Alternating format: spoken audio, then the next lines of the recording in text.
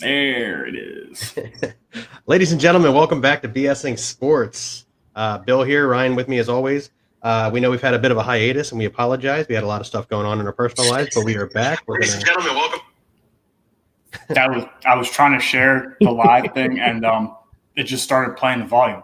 I don't know what that was, but anyway. All right. Well, it happens. But like I said, we're back. We are going to talk a little bit about the NFL first 3 weeks with the end of season wrap up. All of the above, pretty much. We're gonna dive right into it. So Ryan, biggest surprises in the NFL first 3 weeks? Go. The very first thing that comes to mind is how bad Ryan Tannehill's been in fantasy. A little disturbing. Yeah, I agree. He had 2 stellar years there in Tennessee, and all of a sudden he's looking like that Miami Dolphins Ryan Tannehill. Well, and then so you think that his offensive coordinator Arthur Smith left. He went to Atlanta. So you think that has something to do with it. But, I mean, Atlanta's been pretty bad too, and that's probably just a testament to how bad Atlanta is and not really on Arthur Smith. But biggest surprise, I can't say there are too many. Nothing really jumps off the paper at me. Kind of everything's gone as expected, but it is still very early. The Rams dominated the Bucs. That was surprising. I would have been more surprised had they done that in Tampa. I figured because the game was in LA, they would win. But the way that they did it was shocking. However, on the other side of that coin, New Orleans beat the crap out of Tampa twice last year. And then when they played in the playoffs, they were nowhere to be found. So what happens, in week 3 of the regular season means nothing in the playoffs. And I doubt that was an actual preview of what we would see if these two teams met in the NFC Championship game. So that's fair. Yeah. And I concur with you there. One of my surprises, I guess it's kind of 2 surprises in the same division, are the Chiefs and Raiders. At this point in the season, I thought they'd probably be flipped. Raiders not being 3-0 and the Chiefs being 1-2 right now. I think the Broncos are 3-0 too in that division. Yeah, but the Broncos have played a group of 0-9 teams collectively. Now, granted, they got to go out and play, and I'm not discrediting anything that Denver's doing. Teddy Bridgewater looks pretty good. But overall, you got to look at it as a whole, and the Raiders have done something more impressive than the Broncos have. Oh, yeah, and you can only play who's across from you, but the Broncos have beat the crap out of these bad teams. They've done exactly what they should do to bad teams, so that leads me to believe that they'll at least remain competitive when they start playing teams that are a little bit better. Yeah, and I agree with you there. Sorry, because I have everything linked between our Facebook, YouTube, and Twitter. My phone, all 3 pages just hit me with a notification that we're live. No, it's okay. We got to work out the kinks and whatnot. Yeah, so this is our first actual it's not our first live show, but we've got everything linked together, and I got a whole bunch of new equipment, so I'm working it out. We're testing it out. Ryan's on his laptop with his router. Usually it's skipping. It looks pretty good right now, so we're good there. Yeah. So just a lot of kinks to work out. So for those of you listening, if it sounds a little weird, we apologize. I also brought a different look to the table. Bill will now have the second best beard on this show until further notice. I'm jealous of how yours grows in, man. Mine comes in all patchy and disgusting looking. Yours is like yours is like boom, beard. I just snapped my fingers. It's like Evan Almighty or whatever. Yeah, Evan Almighty. Awesome. A couple of other things in the NFL. And it pains me to say this because they're the Cowboys, but let's discuss how good the Cowboys look right now. They lost to Tampa in a close game in Tampa to open up the season on Thursday night. They go to LA. They make a comeback win over the Chargers in LA. And then what they did to the Eagles on this past Monday night was an embarrassment for the Eagles, but extreme domination for the Dallas Cowboys. Let's talk about the Eagles for, I'll say a second, but it's probably going to last 30 minutes. Let's touch on the Eagles. And, nobody knew coming into the year what we were going to get out of Nick Sirianni. And then game 1 happens. And we run all over the Falcons, and we throw all over the Falcons, and we play action all over the Falcons, and we do anything and everything all over the Falcons, and it looked good. Granted, it goes back to they're the Falcons. They're a 1-2 team. They just squeaked out a win against the Giants on the road. But they looked great. They beat the crap out of a bad team. They did exactly what they should have done to a bad team, is beat them. And they ran the ball 35 35 times, 31 times. I know the play splits was 35-31. I don't remember which one was which. Miles Sanders looked great. Kenny Gainwell got a lot of touches. This was looking like a very well-balanced team. And then, like Doug Peterson before him, Nick Sirianni just kind of made the run vanish. This past week against Cowboys, it was totally unacceptable that Miles Sanders only runs the ball 3 times in the whole game. That cannot happen if you expect this team to have success. I don't care if they're losing 42-0. Miles Sanders has got to run the ball more than 3 times a game. Yeah, I'm entirely with you there. We got to have this running joke that Jeffrey Lurie goes into the controls the playbook, goes into the locker room and tells Nick Sirianni, if you run the ball, I'm going to fire you. It's a joke. Well, that was a real thing. That was a real thing when Doug Peterson was head coach. The report came out that Jeffrey Lurie was going in there after games and telling him to throw the ball more. Which I just don't understand. If your team is winning on the ground, use the ground game. You've got a quarterback who needs the ground game to be successful. Without it, he's not going to be successful. And that's just what Jalen Hurts is. If you're not making it a dual threat attack for the Philadelphia Eagles, Jalen Hurts is not going to be successful. He just isn't. The Cowboys showed that the other night. Who are you more concerned about so far after 3 weeks in the season, Jalen Hurts or Nick Sirianni? Because Jalen Hurts didn't play well on Monday night. He didn't really play well the week before either. Yeah, so it's got to be Jalen Hurts. Here's the reason I say specifically Jalen Hurts and why I put a lot of the blame on Jalen Hurts is there were a couple of plays, missed opportunities. Jalen Reagor beats his guy into the end zone. Jalen Hurts throws that ball 4 yards further. It's a touchdown. Nick Sirianni designs a play where Goddard and Ertz are the only 2 people on the right side of the field. Jalen Hurts misses both of them. It was a 40-yard touchdown easy. They're the only 2 people on that side of the field. Jalen Hurts, it's an RPO, and instead of taking 2 steps and firing a ball away, he's trying to check progressions, and it causes flags for ineligible linemen downfield. It's Jalen Hurts. I'm not saying Nick Sirianni has called the best games. You got to run the ball. You have to run the football. But to sit here and act like Jalen Hurts isn't the reason for them not being successful in the last 2 weeks is a little bit blasphemous because of the way Jalen Hurts has performed. Now, if it were the other way around and Jalen Hurts was playing out of his mind and they were still losing games 42-21, then you got to look at the coach, but he's not. So until then, it's the most important position in sports. He's got to do better. I will agree with that last statement there. Everything before that, I'm going to 100% disagree with you. The reason for the Eagles' struggles in my eyes is entirely on Nick Sirianni. And I think you kind of helped that point in the beginning when you said you have a quarterback that thrives off the running game. Well, if they're not running the ball, your quarterback's not going to thrive. And yes, Jalen Hurts, as I have stated before multiple times, does not have NFL arm strength. If you have not watched the first 3 games, you're not going to figure that out. The dude cannot throw a deep ball. If I gave him $25 million, you couldn't figure out how to throw a deep ball. But and that's his flaw. That's the one uncorrectable flaw with Jalen Hurts. I feel like everything else, his footwork, his accuracy, you can fix things like that, but you can't fix arm strength very easily or at all. That's why you see these guys, these underdeveloped quarterbacks, coming out of college, your Zach Wilsons, your Patrick Mahomes at the time, your Matthew Stafford, who, I think he had a 58 career completion percentage in college. That's why you see these guys with these big arms drafted, because you can fix everything else. You can teach them the playbook. You can teach them to read coverages. You can fix their footwork. You can, and everything else to help their accuracy. You can fix their mechanics. Josh Allen's another one. You can fix those things. You cannot teach arm strength, and Jalen Hurts cannot throw an average NFL deep ball to save his life. And as a coach, you have to recognize that. You have to put your guys in positions to be successful. So that being said, we should be RPOing teams to death down the field. That's how the Eagles are going to win games, by getting the ball out of Jalen Hurts' hands very quickly, either via the run or via the pass. And outside of maybe, Quez Watkins, they don't have any real deep threats. Jalen Reagor, the scouting report on him coming out of college was get the ball in his hands in open space. That's screens, that's slants, that's short routes. Yes, he's got good speed, but that doesn't necessarily make him a deep threat.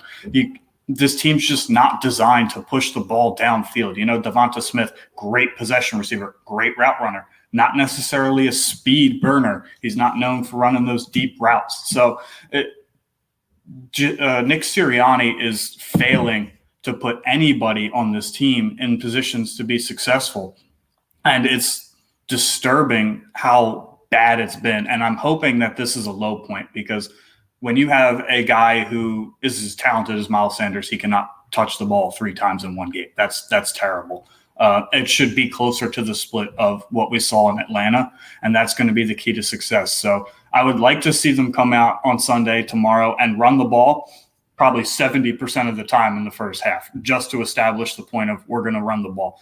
And on top of that, you have backup offensive linemen in. What's easier, go off and hit people off the ball, or to take step backs and let pass rushers come at you? I don't know. I feel like run blocking for backups is probably pretty easier than pass blocking, especially for Andre Dillard. Yeah, it's been well established that linemen love to fire off the ball and not knock the other guys in the mouth. So I agree with you that coaching, like I said, while I blame Jalen Hurts primarily, I'm not giving Nick Sirianni a pass in any way, shape, or form. Let's put a poll out. I'm kind of curious as to what the masses say on that question. Who are you more concerned about, Jalen Hurts or Nick Sirianni? You want to take care of that right now, or you want me to do it? I'll do it. I'll do it on Facebook anyway. Yeah, that's fine. I could drop one on Twitter real quick. Yeah. But again, any way we shake the tree, it's not promising for the Eagles if Nick Sirianni is going to be forced to call game. And I say it exactly the way I said it. If Nick Sirianni is going to be forced to call games the way he is right now, versus any defense, doesn't matter how good the defense is. If you're only running the ball 4 times a game and you're relying on Jalen Hurts to stand back in the pocket and make good reads, you're going to lose a lot of those games. I'm not saying he won't show flashes of being able to do it, but if you're in the NFL, you should show flashes. I agree. But you gotta Eagles, you gotta run the ball. So my old man agrees with you. He says he believes it's on Sirianni as well, but I'm not. And I'm not saying all of Jalen Hurts's faults are Nick Sirianni's problem. That's not what I'm saying at all. Jalen Hurts, I mean, like I talked about, he can't throw a deep ball to save his life, and even the pass that Diggs picked off in return for a touchdown on Monday night, that ball should have never been thrown, let alone thrown where it was. Correct. I mean, Devontae Smith falls down on the route and you still fire away. What did you expect to happen? I mean, it was on his back hip anyway. Diggs had a read on the route. It was getting jumped. I don't think Devontae Smith does anything about it regardless. I think that's a pick 6 touchdown, even if he stays on his feet. Diggs had a read on the route from the get-go. While that was one bad play, and that was like a huge error because it ended up being 6 points the other way. One of my biggest ones was the Ertz and Goddard tight end thing wide open on the right side of the field, and he just completely misses.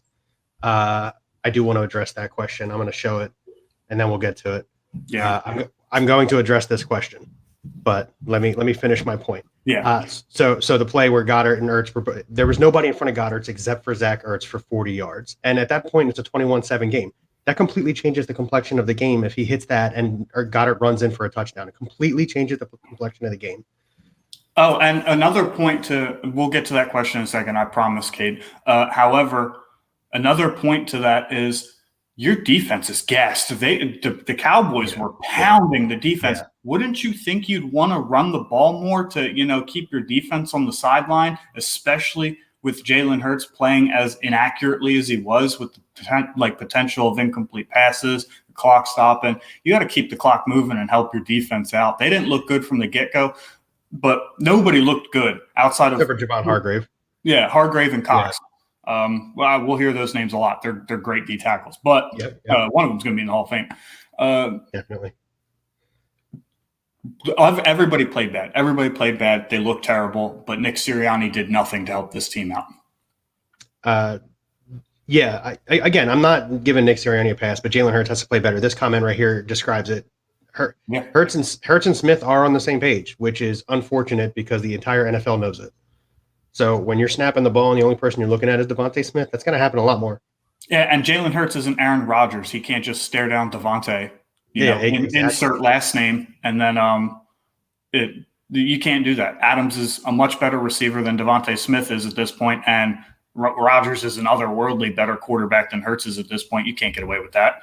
Correct. All right, so let's go back to this question. Yep. Do you want to touch anything else before we get to this question? No, go ahead. Yeah, let's get to this question. So Cade McDonald said, do you guys think they make a trade for Deshaun Watson? Let's say Hurts has a streak of bad games. Goodness, I hope not. So a report came out on Thursday that Jeffrey Lurie has given Howie Roseman the okay to go get Deshaun Watson while he still has all of these allegations for sexual assault or sexual misconduct, whatever they are. I didn't really read the entire lawyer's report because it was like 35 pages long because there's a lot of accusations. Can't even count to 35. So, goodness, I hope not. Look, Deshaun Watson is a generational talent. He's a hell of a quarterback. He really is. But if he's coming with all of that baggage, it's not worth giving what the Texans are asking. They're asking for, I think, 4 first-round picks and 2 second-round picks for him. I think they were just asking for 6 high-end picks or playable players. I know the Texans denied an offer that would have given them 3 firsts and 3 thirds. Yeah, so that's my point exactly. Is the cost is just too high, in my opinion, to go get Deshaun Watson, especially since you have a really young team on the offensive side of the ball. Look, your defense is aging. Your defense is aging. However, on the offensive side of the ball, you're getting pretty young outside of the few linemen that are injured, and even your linemen are starting to get young. You bring Landon Dickerson in to replace Jason Kelsey. He had a mediocre game. It wasn't terrible, but he's more of a run blocking. He's also a rookie coming off a torn ACL, so correct. And he didn't look poor. And Dillard, in situations where he was forced to actually do something, didn't look terrible. But you can't ask these guys to drop back 40 times a game and be successful 40 times a game. It's just not good. Yeah, and with Mailata out, Dillard filling in. Mailata's a young left tackle. Hopefully that deal is boo. Hopefully, that deal pans out well for us. But I agree. I agree with your point. There's no way that they make a trade for Deshaun Watson. 2 things. One, the cost is way too high. To build up all the draft capital that the Eagles did with potentially, at this point, with the way the teams are playing, 3 top 10 picks in the draft next year, because the Colts are 0-3. I think the Dolphins are 1-2, and the Eagles, are 1-2. So hopefully they keep up on. Hopefully we keep up on that pace, dude. That'd be kind of cool. But it was pretty big for Carson Wentz to play this past week with 2 sprained ankles. I don't see why they would sit him now. No, but so the cost is just way too high. You have a way too young of a team who is. You could make the debate they're a great quarterback away from being a competitive team. I disagree with that statement. I think they have a couple other pieces they need to figure out. However, the second point to that is this is a good quarterback class coming out. There's a lot of talented quarterbacks. You've got your Kadon Slovis. I'm not high on USC guys, but whatever. Spencer Rattler. You've got Sam Howell, who's a big arm guy, could probably run this offense better than Hurts could if we want to push the ball downfield. There's all kinds of quarterback talent coming out. Tyler Show out of Tech. So this is kind of one of those you need to give Jalen Hurts the whole season to really see what you have. And then we'll, if we need to draft a quarterback, we have the capital to do it, and there aren't going to be too many teams that need quarterbacks in this draft. So we'll probably end up having somebody fall pretty good to us, even if we have a mid first round pick. That's probably what's going to happen is we'll just let Jalen Hurts ride this ship either into the air or into the ground, and we'll figure out what we have from there. Yeah, in addition to that, if you're Howie Roseman, the last thing you want to do is give up on a guy that you gave Carson away to. Carson Wentz. The Carson Wentz lovers, supporters of this fan base would burn his house to the ground. They'd be like, "Are you kidding me?" Yeah, even take that out of the picture. The way he's going to be viewed from an NFL standpoint, other owners are going to look at him and think he's a joke. You let the media in Philadelphia, the fan base in Philadelphia, push an MVP caliber, former MVP caliber quarterback out of town, and then you immediately give up on the guy that you brought in to be his predecessor. Look, I get what Howie Roseman was doing. I get what Howie Roseman was doing. He made the comment a couple weeks back, right before the season started, about somebody asked him if he regretted drafting Jalen Hurts, and he said, "Listen, Carson Wentz is a phenomenal talent, and it's a shame that we had to let him go. But the reality is, we played 6 postseason games since Carson Wentz got here, and in all 6 games, we needed a backup quarterback." So in that aspect, I agree with where Howie Roseman was coming from, but he waited a year and a half way too late to make that comment. Instead, he chose quarterback factory. And what would make this 10 times worse is Jalen Hurts was reached for. There was a lot of scouts and a lot of player developers saying he was a day 3 pick, and we took him in the 2nd round. over a guy like Logan Wilson, who ended up playing linebacker for the Bengals. You know, we had positional needs at that time outside of backup quarterback. We could have gotten Hurts in the third or fourth round, but no, we took him in the second. So to kick him out of town that fast would really raise the alarms here. And I don't know how you could justify Howie Roseman keeping his job if they kick Jalen Hurts to the curb this early. Yeah, I mean, other than Jeffrey Lurie is like his like adoptive father or something like that. I agree with you. Mm-hmm. Yeah. All right, let's go back to the Cowboys real quick. We kind of got on a 20-minute rant on the Eagles. I want to talk about this comment where the guy, Cade, says that the Cowboys defense is smoke and mirrors. I don't know if I 100% believe that. They forced quite a few turnovers against Tampa. They seem like, instead of smoke and mirrors, I would call them boom or bust, because Tampa still put up 30 points on them, but they forced, 4 turnovers that game? 4 turnovers that game. Yeah, and and the Eagles were able to score a few touchdowns, but they seem very boom or bust, so I wouldn't say smoke and mirrors. I think there's definitely potential on that defense for them to be pretty good, which I just died a little inside saying, but it hurts. Yeah, it hurts. But everything I'm about to say is gonna hurt. I'm a realist. Even without DeMarcus Lawrence, he's kind of been off his game maybe the last 17 games or so, but I don't think they're smoke and mirrors. I think they're better than people give them credit for, but they're not really a good defense, if that makes any sense. I would give them 15th in the league defense, and with a top 3 offense, you're going to win a lot of games. And it's that simple. And look, I'll be the first to say that I was wrong. Dak Prescott came out and has shown why he earned that contract. Right now, this is the Dak Prescott that I think Dallas fans were expecting to get last year and before the injury. And he looks real good. The offense looks good. They found a pretty decent balance between Tony Pollard and Ezekiel Elliott, which is super important to have two good running backs like that going down to the end of the season. They both still have semi-fresh legs. It's going to be really important. Their tight ends have started to step up, Jarwin and Schultz, not to mention the receiving core that they already had to begin with. That's a good team in Dallas, and it sucks that I have to say that as an Eagles fan, diehard Eagles fan, but that is a good team in Dallas. Do I think that they can compete with the top dogs? No, because like I said, that defense is a little boom or bust, and your elite offenses will figure out a way. But I don't think that yes, it was a close game, but if you play that game 10 times, Tampa's going to win at 9, regardless of whether it's close or not. I just don't think they're quite there yet, but they can be. And with the throttling the Rams just put on Tampa, that I think we all established that once Matthew Stafford went to the Rams, things were going to change with his trajectory.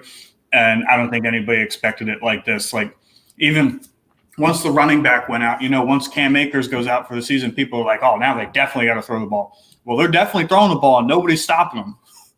Yeah, I not only that, but Darrell Henderson was out this past week too, or he got injured in the first quarter or something like that, which means they were relying on third-string running back Sonny Michel, and they're getting it done. I don't really have anything negative to say about the Stafford-led Rams, except I'm excited to watch them. Nothing negative, just I'm excited to watch them.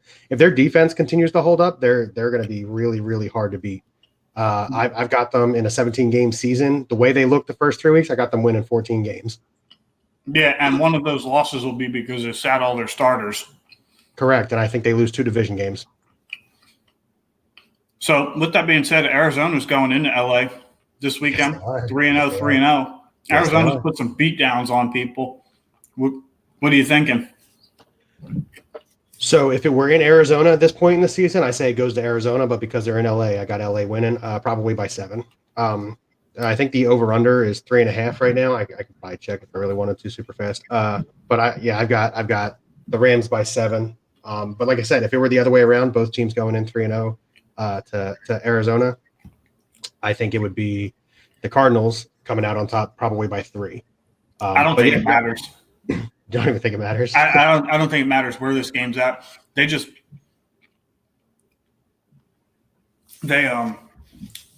Rams just put a throttling. Rams just put a throttling on Tampa, who just won a Super Bowl and returned all their starters. So every player on that team won a Super Bowl. They beat the crap out of them. I'll say it again. They beat the crap out of them. I don't think it matters at this point. The Rams are riding high, and it's going to take, just that one or two bad games. That'll be their losses. But I think this team could have bad games against bad teams and still beat them. Not like the Eagles where we have bad games against bad teams and we would lose. That team's otherworldly talented, man. And Robert Woods has been non-existent for the most part in the beginning of the year. It's been but Cooper Kupp to Kupp, like every play. It's like Madden. They're just running the same routes. Yeah, nobody's picking up on it. Nobody's stopping it. It's impressive by the Rams.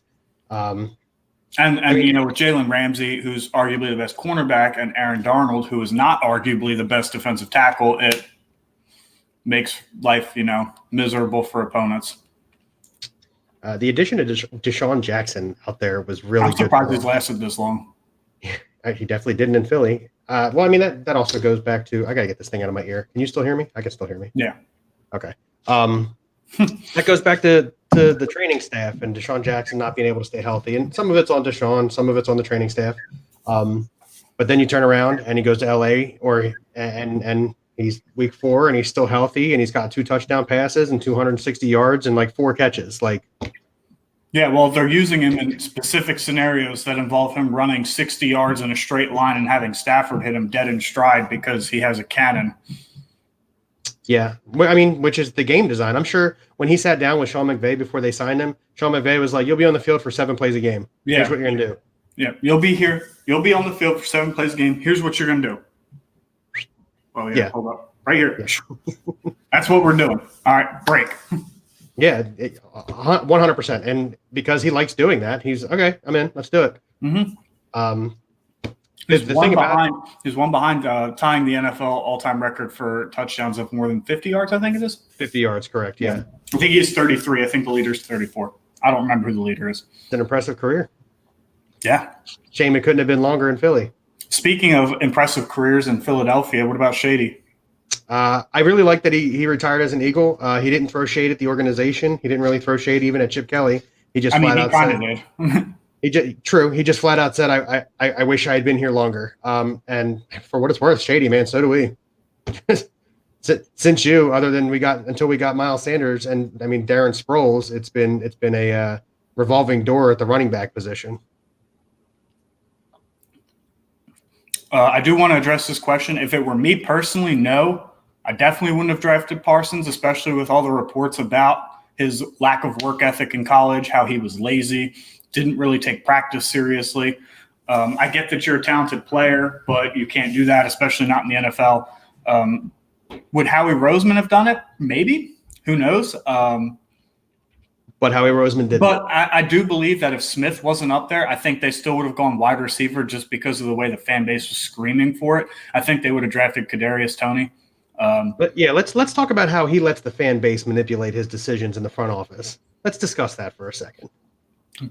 Well, probably because he's sackless and he's afraid that we're actually going to burn his house down. Oh, okay. Well, then I don't have to discuss it. That's how I felt about it too. Yeah. But no, so I actually agree with Ryan on this one. I don't think Parsons was coming here regardless. Now, after watching him the first 4 weeks, I think if he's got all those off-field stuff issues handled and he's going to put in the effort, obviously he's going to be a really good talent there in Dallas. Yeah, and it's unfortunate that he's in the East. They moved him to defensive end too, and he looked really good doing it. So if he's playing with DeMarcus Lawrence on the other side, they got Jalen Smith and Leighton Vander Esch at linebacker. That they could be a good defense. Let's see how it develops. Yeah. Other teams. Who else you want to talk about? You want to talk about the struggling Chiefs? Dude, yeah, I do actually. 1 and 2, Kansas City Chiefs. Is this one of the first times in history that the loser of the Super Bowl maybe doesn't make the playoffs? No, I don't think so. I'm also terrified to watch the game tomorrow. The Chiefs are really angry, and they're going to come in here and throttle the hell out of us. I expect 45-7 with a sympathy touchdown thrown in there. Also, I think this is kind of ironic. Andy Reid is sitting on 99 wins as a Chiefs head coach, and they've lost the last 2 games, and now he's coming into Philadelphia, searching for a 100th win. where he would be the first head coach in NFL history to win 100 games with two separate teams. This is poetic. You can't write this any better. So I'm expecting the Chiefs to kick our butt, and there's a 1% of me that hopes they do. I would agree on the 1%. I don't think it's going to be like a 42-7 game. I think it'll be just slightly closer than that. I think we score 17 points. 42-7, nice. 42-17 is what I'm looking at. And I think I know you want to run the ball 70% of the time in the first half, but I say Miles Sanders is lucky if he touches the ball 10 times tomorrow, which irritates the hell out of me because we know it's coming. We know it's coming. So the Chiefs are going to get up early. The Chiefs are going to go up early, and that's it. I made the joke, and the formula to beat the Chiefs, outside of the Super Bowl where their offensive line was hurt and it was awful, is to run the ball. And the Chiefs have been terrible at stopping the run. They're letting up an average of 5.3 yards per carry as a defense this year, which is awful. I think they're giving up 120 yards on the ground. So if the Eagles do come out and surprisingly run the ball probably 50% of the time, that's all I'm realistically asking for is 50% of the time, this game could stay very close. But I doubt that's going to happen. Our play caller's shown he's kind of incompetent. So we'll see how this game goes. But, yeah, if we come out and try and go blow for blow with Patrick Mahomes, 42-7 is going to happen. But realistically, I think if we run the ball enough, it's probably like a 10-point loss, 31-21. As good as Darius Slay is, nobody can keep up with Tyreek Hill. He's probably the fastest dude in the NFL. So, and Travis Kelce's uncoverable. Yeah, Travis Kelce is uncoverable. Timmy just texted. Bastard. Why'd he text you, not me? He texted the group, man. Oh, I didn't get it. All right. So in the same division, you want to touch on the Broncos or the Raiders first? Let's go ahead and go with the Raiders because they played a little bit better competition, so it's a little bit more surprising that they're 3-0. Yeah. So Derek Carr has, which is funny because the commissioner of our One Football League is obsessed with him, and we've all tempered him a little bit anyway. Derek Carr's been good this season. I got let's see what I got real quick on Derek Carr right now. I'm trying to pull it up. My old laptop is really low. My stance on Derek Carr is that where was this the first 7 years of his career? He had an MVP call just like Carson Wentz. His second season in the NFL, he had an MVP caliber season, and then he blew his ACL out, and then he came back and he just wasn't the same. So Derek Carr leads the league right now, leads the league right now in passing yards with 1,200, 8 yards. By a lot. It's by 200 yards. It's not close. It is by 200 yards over Tom Brady. You're 100% right. He's got a 6-2 touchdown interception ratio with a quarterback QBR of 101.4. That, Eagles fans, that is a starting quarterback. He has Darren Waller out there running routes for him, but Hunter Renfrow, he's making Hunter Renfrow look good.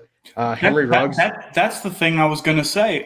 His weapons haven't changed much outside of him getting Waller the last few years. I mean, they don't have any notable receivers. Henry Ruggs, I liked Ruggs in college. I don't think he fits Carr's skill set very well. I would have much rather have seen Judy or Lamb there. But he doesn't have great weapons. Brian Edwards isn't heavily involved. They don't get the running backs involved in the pass game hardly at all, except for maybe Kenyon Drake a little bit this year. It's a team that is built to run the ball, and Derek Carr's finally just come into his own. He's figured it out. And if and the last couple of years, he looked a little uncomfortable in the pocket. He looked a little bit uncomfortable, making plays and being forced to throw the ball a whole bunch of times. And this year, he just doesn't. He's taking his 5-7 step drop, doing his progressions, and letting it fly. And he's got a good arm. Derek Carr does have a good arm. It's not Josh Allen good, but he's got a good arm. And he's utilizing it, and he looks good. And they've got a lot of running back issues there. Jacobs has been hurt. Kenyon Drake has been underwhelming in his appearances. Yeah. So I think they were starting Peyton Barber over him, and then John Gruden came out and said he'd start Peyton Barber even if Jacobs was healthy. Yeah, which I don't think is true at all. But I don't believe that one bit. But no, so Derek Carr's doing his thing, and you got to be impressed with that. Another quarterback doing their thing. The reason the team is 3-0 is Teddy Bridgewater. He's got a QBR. That's surprising. I'm surprised that the difference between him and Drew Lock is so drastic that the team's 3-0, considering Judy's out for, an extended period of time. Yeah, in addition to he's got 116.4 QBR right now. He's got 4 touchdowns. He has not turned the ball over once. Not to mention he's utilizing his legs back when he was in Minnesota, except he's become more accurate as a passer. Melvin Gordon's played pretty well too. Melvin Gordon's probably the biggest benefactor of Teddy Bridgewater being there. He's had a bit of a revival back to his San Diego days. Yes, they were the San Diego Chargers when he was there. Yeah. So Denver, while they are 3-0, and I know that I've already mentioned this, they've played a group of 0-9 collective teams. You can't deny that in the NFL, being 3-0 is difficult, and they've come out and they've done it. Especially being in a division with the Chiefs and getting that early jump and beating those teams you should before you play teams like the Chiefs. This is crucial. Yeah. Another team in that division that could have very easily been 3-0, the Chargers. That division's so good, man. Yes. So good. Yeah. I know. That's why we're kind of staying on it for a little bit. Herbert could be, I'm not saying he will be, not saying he is now, could be better than Mahomes. Could be. I agree. Why don't you go on that for a few seconds? I got to bring in some groceries. I'm sorry. Yeah. So Justin Herbert, I was super high on Justin Herbert when he was in college. I'd been raving about him since his sophomore year in Oregon, and he ended up going back for his senior year. So he played 3 straight years where he was, he was Pac-12, first team.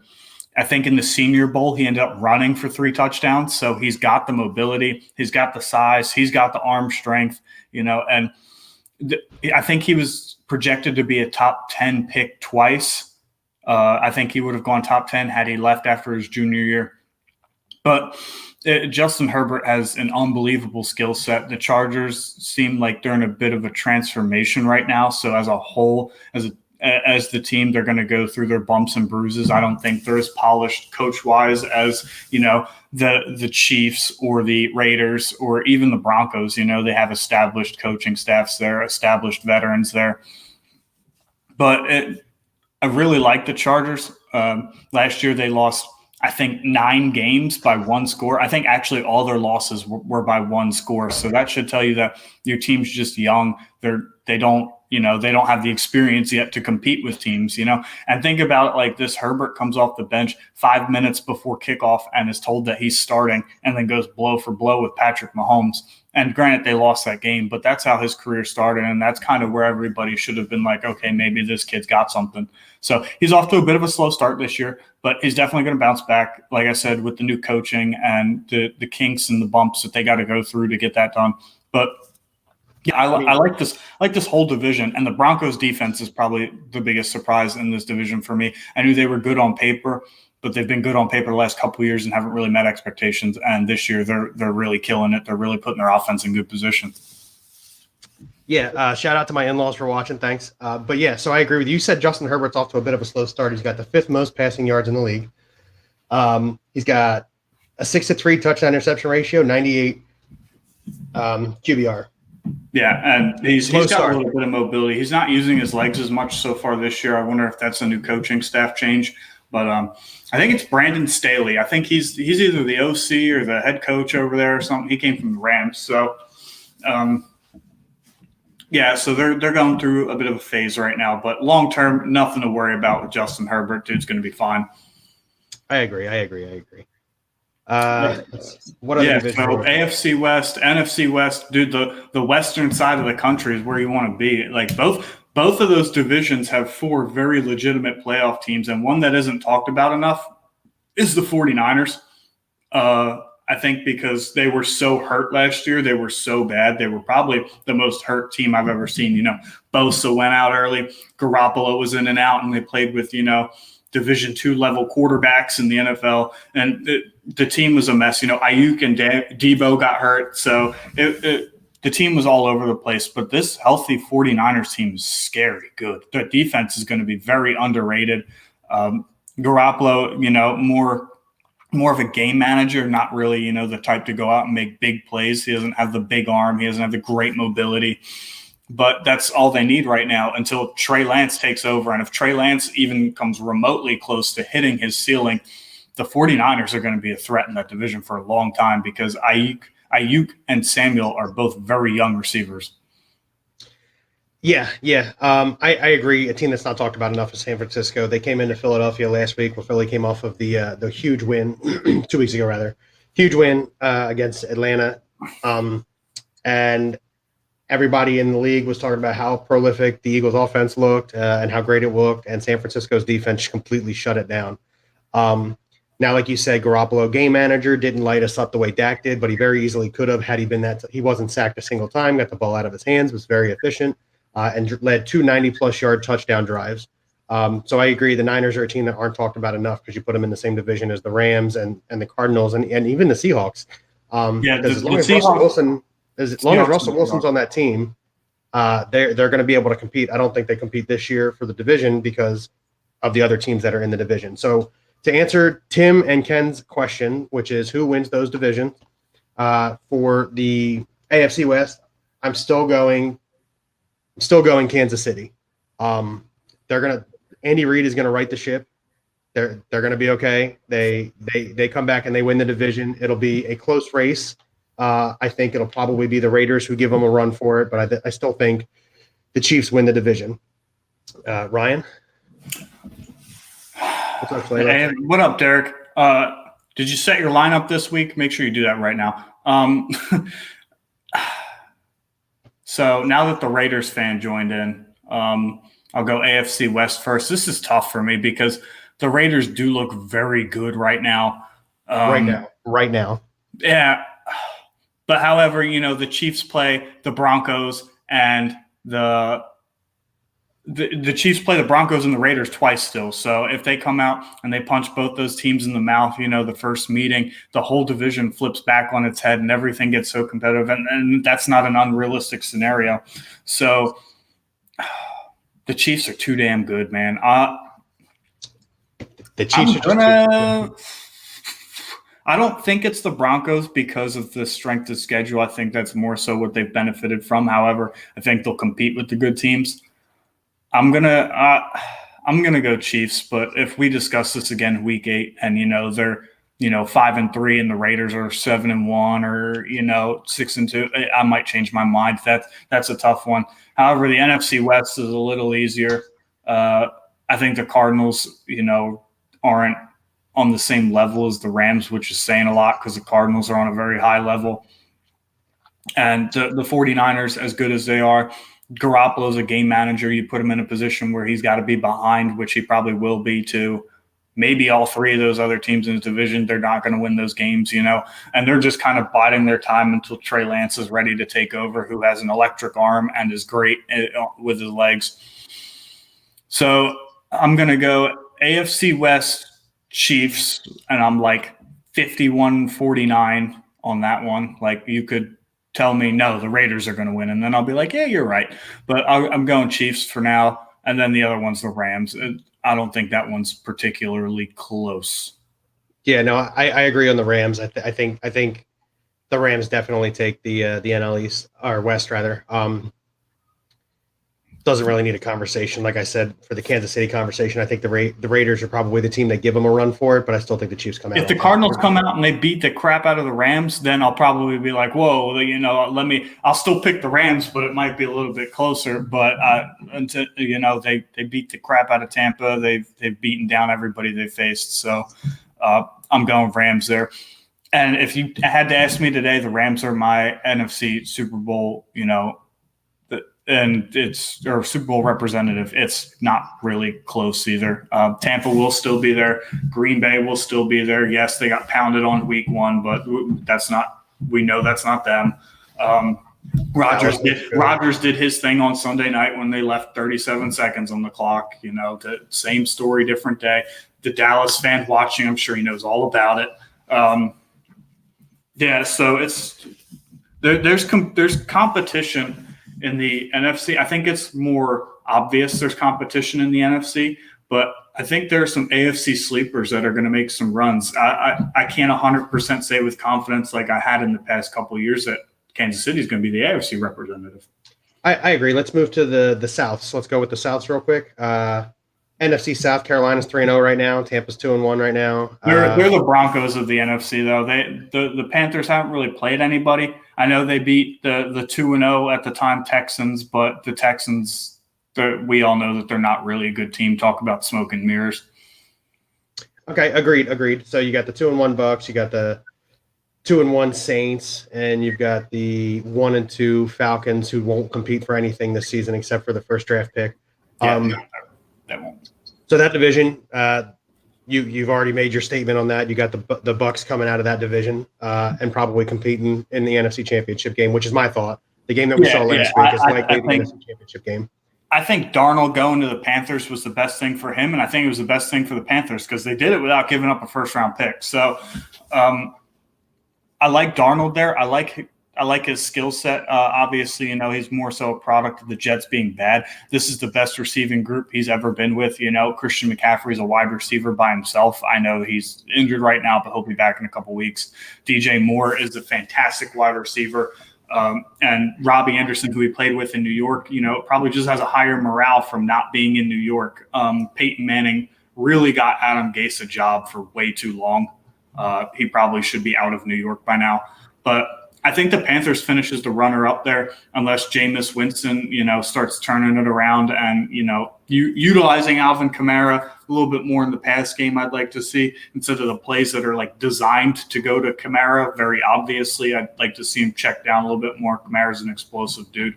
So I got the Saints finishing third and then the Falcons. Okay, I've got the same order. I don't have any faith in Jameis Winston. The Panthers' defense has been pretty good too. Yeah, that's true. But I don't have any faith in Jameis Winston. I didn't really. I think he trusts his arm too much, and there's levels of what you should and shouldn't do in trusting your arm, and I think he trusts his arm too much. Very Brett Favre-esque without the actual talent. Yeah, exactly. That's the Brett best Favre analogy. mentality with the Teddy Bridgewater talent. No offense, Teddy. But you're 100% right. Brett Favre was like, I'm going to throw this ball, and it's going to get there. I'm going to get picked off 6 times in my first 6 passes and still throw 40 pass attempts this game. Yeah, because that's who Brett Favre was. Jameis Winston is not Brett Favre. And as such, I agree. They're the third team in that division. Sorry, Saints fans. The Panthers are the runner-up there. And if the Panthers can win, continue winning, they're a wild card. I think they're probably, if I'm looking at everything right here, they're one of my wild card teams. Yeah, I could see them being a wild card team. The West. I could see the NFC West having 2 wild card teams. I was about to say, I think the West is going to have 3 teams in the playoffs. What if they have all 4? Wouldn't that be nuts?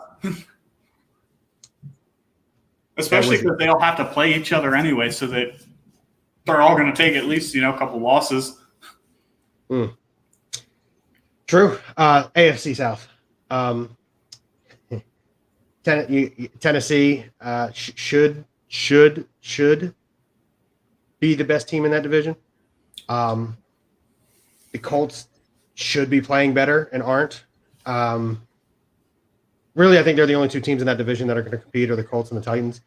You can argue the Texans are 2-1 to me, and I'm going to laugh at you. And then the Jags are the Jags. Yeah. Thank you for the beard comment. Yeah. For those of you that don't know, I am in about 5 days, I will no longer be officially active duty, but I am off active duty. So I threw my razors in the trash and said goodbye to that.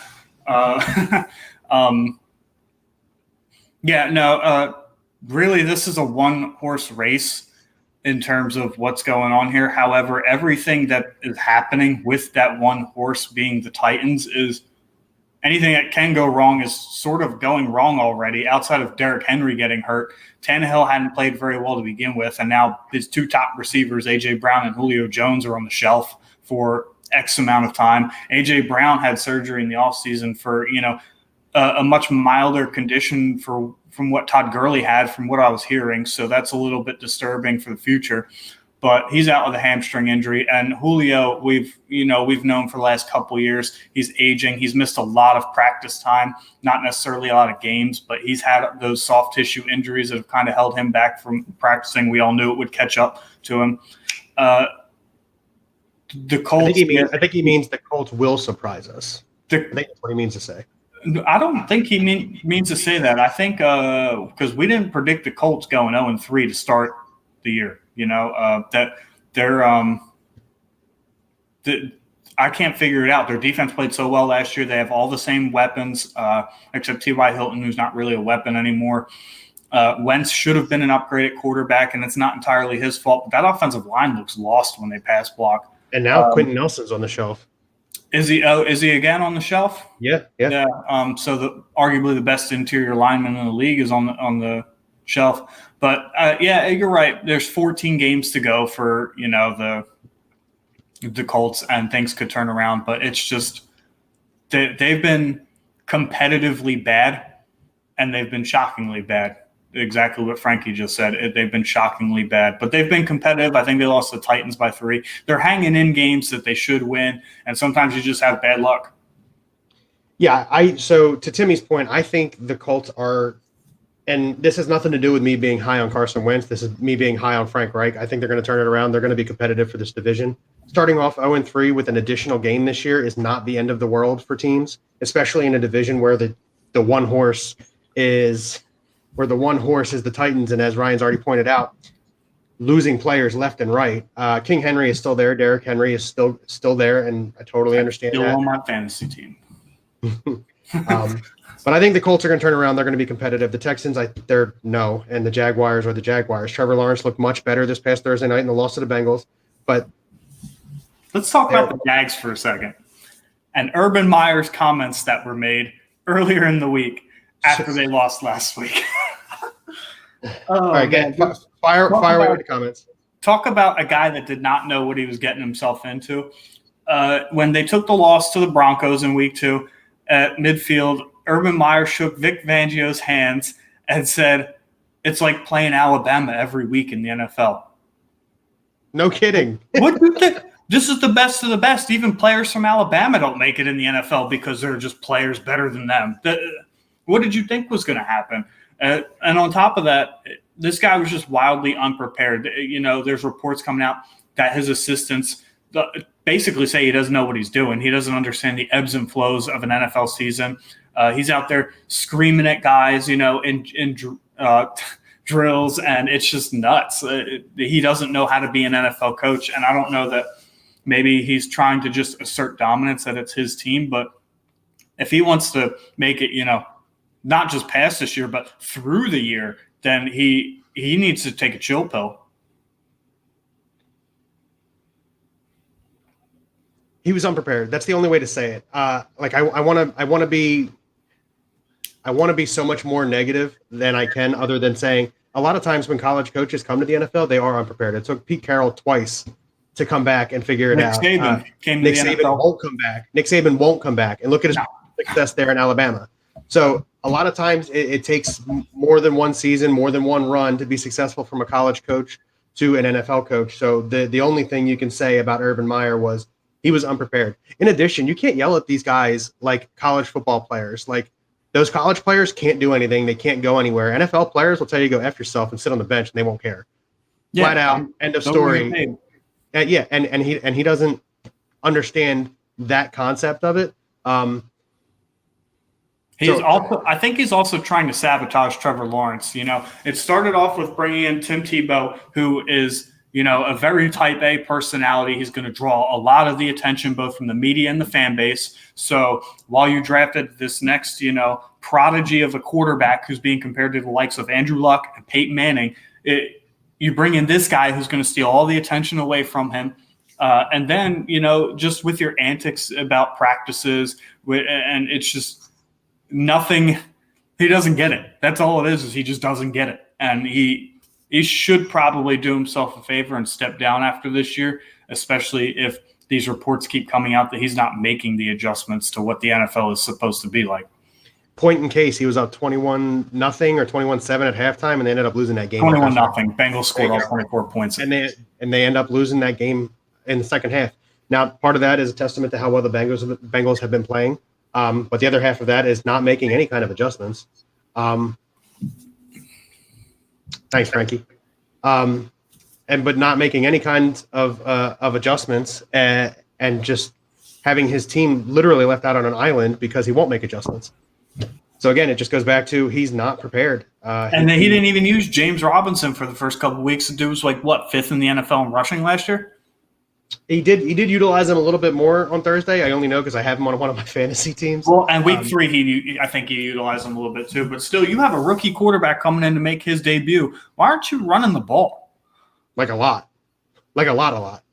Same argument we give for Nick Sirianni. Why are you not running the football? All right, Frank. But yeah, point in case. So that's all I've got to say about that. Again, Trevor Lawrence started to look better on Thursday night until the defense made an adjustment and he wasn't able to handle the adjustment because the coach wasn't putting him in positions to be successful. But Trevor Lawrence is going to be good with the right coaching staff. Peyton Manning threw 100 interceptions over the span of his rookie contract, and it took them 13 seconds to vote him into the Hall of Fame. I ain't worried about 3 games for Trevor Lawrence. Well, 4 there games it is. Play on Thursday. And I'm not saying that he's going to be Peyton Manning, but Peyton Manning was god-awful, especially in the turnover department his first 5 years, and look where he went. So let's give this guy some time before, we chalk it up, especially because we know it's coaching over there in Jacksonville. There's an issue with that. All right, you want to go to the East and then the North, or do you want to just like move into baseball and maybe some other topics? It's been a while, so I'm totally cool to keep going. No, we got to keep going football, dude. We've been away from the fans for about a month. Like I said, I was transitioning. I'm now a resident of South Carolina. I moved across the country. Give me a solid. Go turn a light on in your room. Sure, man. If I was in a room and that had a light in it, I can pick my laptop up and go to a different room. No, I'm sorry. Never mind. I'm sorry. It's just getting darker on the screen. My apologies. It definitely is. I'm still visible. I'm keeping an eye on it, but we're running up to an hour anyway, so I might mobilize here. Okay, but if anyway, you want, you can like kind of kick me off the feed, talk a little bit, and then I'll let you know when I'm set back up. No, man, you're fine. Until I can't see anymore, I'm not really that worried about it. I just thought maybe you were able to just flick a switch. So let's go with the East. We already talked about the Cowboys in the East, so we don't have to touch on that anymore. Let's go to the AFC. I think it's a Browns race there. AFC East? Yeah. Okay, go ahead. Just list the teams off in order, top to bottom, where they finish.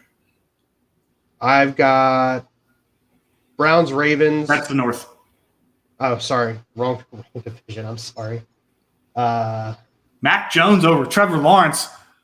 Francis, what are you talking about? What is that? What? Just figure we've let everybody see it, Frank, because that's a silly comment. So I'm sorry, AFC East. So you got the Patriots, Jets, Bills, and doesn't matter. Okay, so I got the Bills winning that division. In other news, the sky's blue. Probably the Patriots because of the injury to Tua. So probably the Patriots, Dolphins, then Jets because the Jets are. So we did agree on that. What do you think of Zach Wilson his first 3 games? I think he's another quarterback that would severely benefit from not playing for the Jets. Okay. Look, in game 1, he didn't look bad. He was, I think, 6 for 6 in his first 6 passes for 118 yards and a touchdown. And then from there, he just completely fell apart. That's got to be – yes, defenses are making adjustments to him, and I totally understand that. But from a coaching standpoint, if you see the adjustments being made on the opposite side of the football, why aren't you putting him in another position to be successful? A lot of our conversations are about the ability of the coach to put players of skill in positions to be successful. And this is no different. Zach Wilson's going to suffer in New York, and I hope, just like Sam Darnold, he gets another opportunity. I just hope they fire Adam Gase. I don't know why they haven't yet. I think a coaching change would do wonders for whoever goes there. And I think part of the reason in New York they don't run the ball as much is because they don't really have a running back to do it with. I know they drafted Michael Carter, who's a great pass catching back. However, he's 5'8" and less than 200 pounds, so he really can't handle that bell cow workload. And the other two, Ty Johnson and Tevin Coleman, are just casual fans don't even know who these guys are. So. Jamison Crowder. I think that a failure of the roster build up there is kind of contributing to why the Jets, why Zach Wilson's not playing so well. He has good receivers. I like Corey Davis up there. I like Elijah Moore. I think the receivers in place are serviceable enough to start building around him in other places, so that way you can set this young man up for success. But yeah, and a lot of the talk coming out of camp is the camaraderie and like the team up between Corey Davis and Zach Wilson and how electric it was and how they got along. They were on the same page the entire time. And it hasn't really come to like excellent fruition here in the beginning of the season. Game one it did. True. But again, we keep talking about it 3 games in. Yeah. Like if Gase gets out of there, I think Wilson has a shot. But as long as Adam Gase is the quarterback there, like you said earlier, Peyton Manning extended that guy's career way longer than it needed to. Oh, yeah. Because while he was the offensive coordinator, Peyton Manning ran that offense. I don't care what anybody says. I think everybody knows that. And, well, everybody except anybody that has anything to do with firing Adam Gase knows that. Clearly. But, yeah, it's so the Jets, I like Zach Wilson's skill set. Didn't have great success against good teams when he was at BYU, but the NFL is a whole different game. I like his arm talent. It's there. He kind of has that same Brett Favre-ish mentality. He's just going to keep throwing the ball, but he just needs to be, better coaching, better. They just need to build. The Jets just need to keep going. Yeah. But to move to a different team on the opposite side of the division, the Bills looked really suspect in week 1 when they lost to Pittsburgh. There was a lot of concern there. It was like, is Pittsburgh – everybody knew Pittsburgh wasn't that good, but people were like, what's wrong with the Bills? I think it was just a minor slip-up against a team that's half decent. I'm not concerned with them at all. They'll win 13, 12 games. They'll be fine. Josh Allen has clearly, shown, at least in the first 3 games, that his progression from last year was not fake, that it is real, and that he is finally utilizing, everything that we'll touch that when we get to the NFC North. And he's finally utilizing all of his skill sets in the appropriate way. So Josh Allen, MVP candidate for years to come. Don't know what else to say about that guy. I mean, really, that division is just like one of the other divisions where it's just a one-horse race. You're not going to – I'd say it's 1.5. I do like the Patriots, man, and I can't count them out, especially if Mac Jones does end up, semi-Tom Brady-ish in the sense that they're the same type of quarterback, pocket passer, make good decisions, get the ball out fast. If you guys can hear my dogs again, I'm sorry. People love dogs. However, Mac Jones greater than Trevor Lawrence, maybe because Mac Jones is in a better position right now, but in terms of just quarterback talent in general, no way, not going to happen. No, just no. They're not going to supersede the Patriots, and I don't think they make they're not going to supersede the Bills, and as long as I don't think they'll make they have a shot at a wild card, but I don't think they'll make the wild card. Like I said, the Colts are gonna come back. So you get the Titans and Colts out of that division.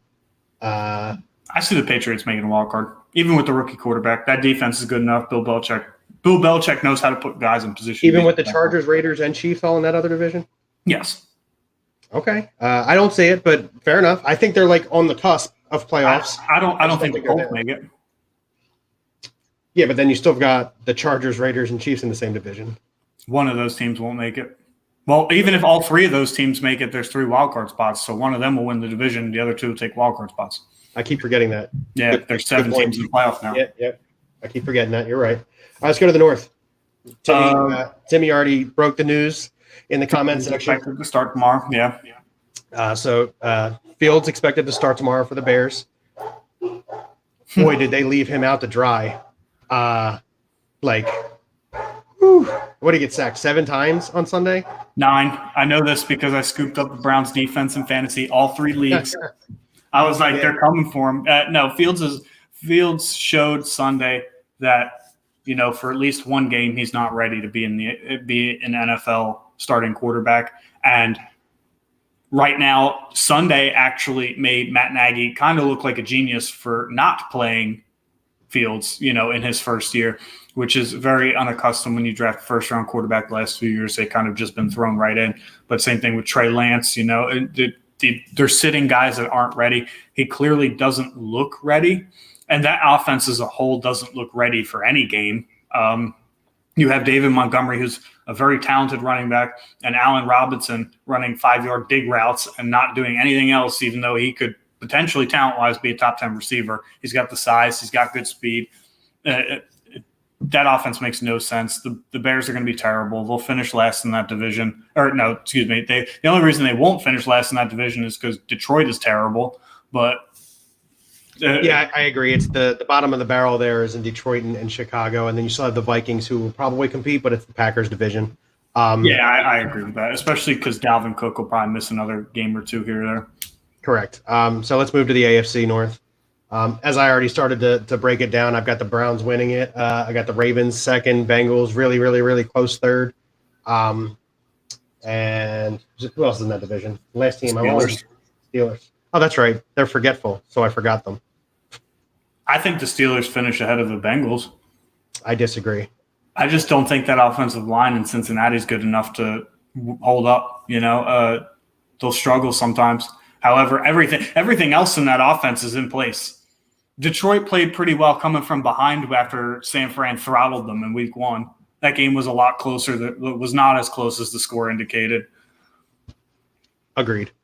But yeah. So the Browns will win. That's kind of an easy one. Ravens will be in second. That's easy. I still think the Steelers, Mike Tomlin's good enough of a head coach to keep them out of the basement. And the Bengals defensively, little suspect, and the offensive line still has question marks.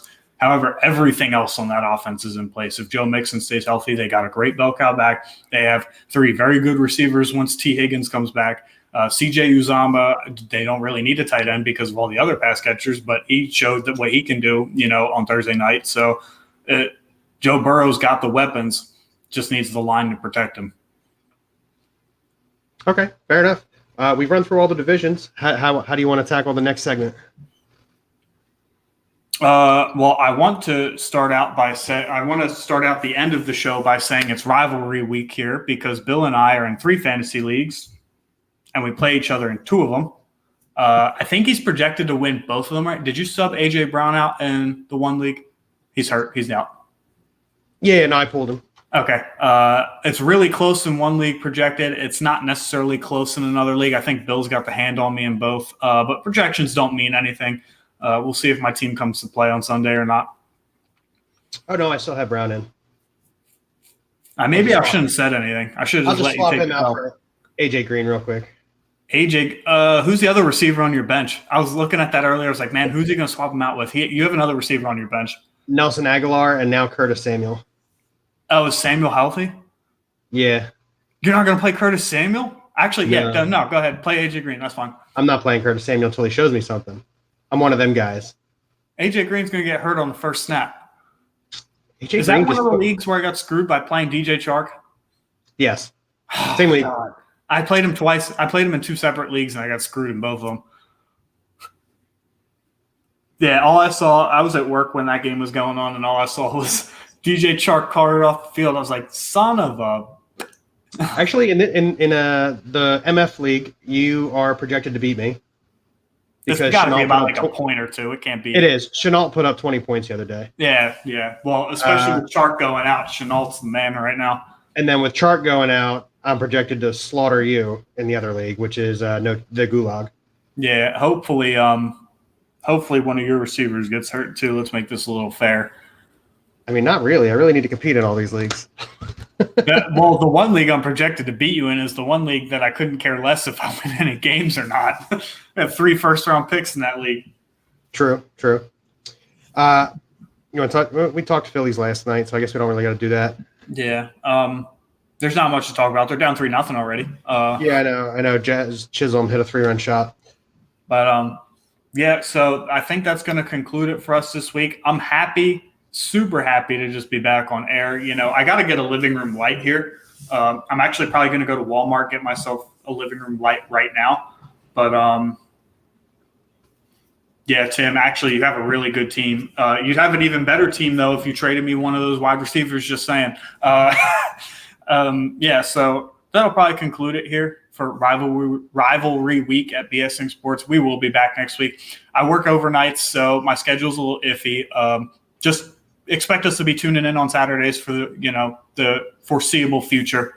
Outside of that, Bill, you got anything else to Don't forget to follow us on YouTube, Facebook, and Twitter. We're on all three. As you can see, I've got them linked. You guys can't see. I can see that I have them all linked now, so they're getting our live videos all the time. We're trying to be as active as possible on both the Twitter and the Facebook. Please leave comments. We're going to put out a poll. Ryan's going to throw out a poll. I'll throw out a poll on Twitter. Be active. We like to be active. If you can see how active we are, we love talking sports. Please talk sports with us. Keep up the comments, guys. We had Kate on here, in the comment thread earlier asking us a bunch of questions. We will definitely answer, whatever we can get to. Glad to be whatever back. My laptop battery will allow me to hold. It's going to do it for us here at BSing Sports. Thanks and have a great day.